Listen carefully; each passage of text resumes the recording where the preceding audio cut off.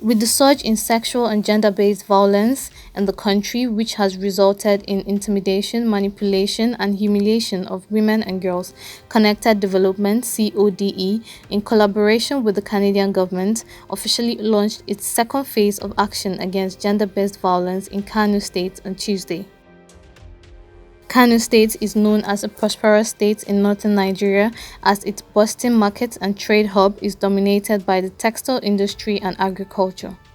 However, the vulnerability of young girls and women to violence remains high in the state. According to a report, Nigeria is currently ranked the third among the highest rates of sexual and gender based violence in the world, with data showing that at least 30% of women and girls aged between 15 and 49 have experienced one or multiple forms of sexual abuse. In a press conference held in Abuja on Tuesday, Hamza Lawal, the executive director of Connected Development, said that Nigeria has recorded numbers of sexual and gender-based violence, especially in the northern parts of the country, hence the need to fight against it. He further assured the civil society organization would work with the Nigerian Governors Forum as well as law enforcement officers to domesticate the VAP Act in the state and bring to book all perpetrators of the act. Anywhere you find yourself in Nigeria, if you have perpetrated sexual and gender-based violence and your name is on this register, we would ensure this register is also available to all the executive governors of the state and with law enforcement officers. So again, there's an opportunity where we can share data and information within all the states. And that's why we're saying every state must domesticate the VAP Act, so that then there is room for engagement. There is the legal and regulatory framework.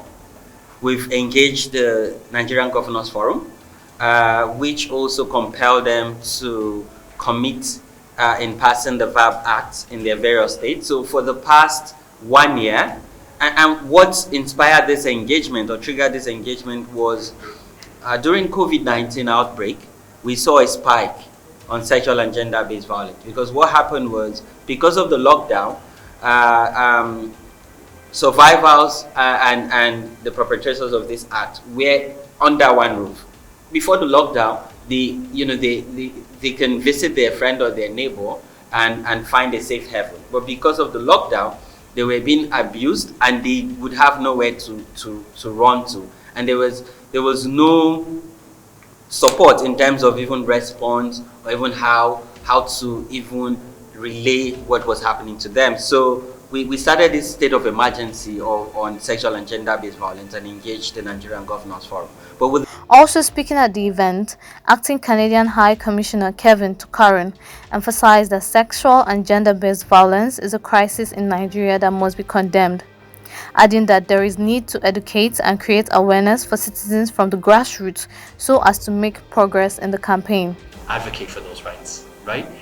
That awareness needs to come first, that education about what they are entitled to as citizens, as human beings, and the protections that they're entitled to.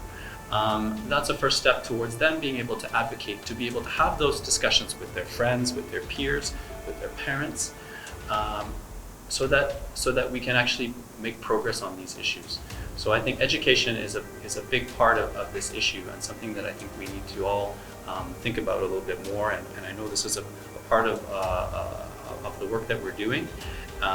And we need to find creative ways to do this, because we know that there's often a lot of pushback to the idea of sexuality education. When asked why the campaign has to start in Kano State, Dr. Halima Nuhu Sanda said, Kano is like the first child. Even in ancient history, when you go back, way back, Kano has always been on the forefront of so many things. Now, I know that the Kano state government wants to enact the VAP law, and incorporate it into the penal code, which is fantastic.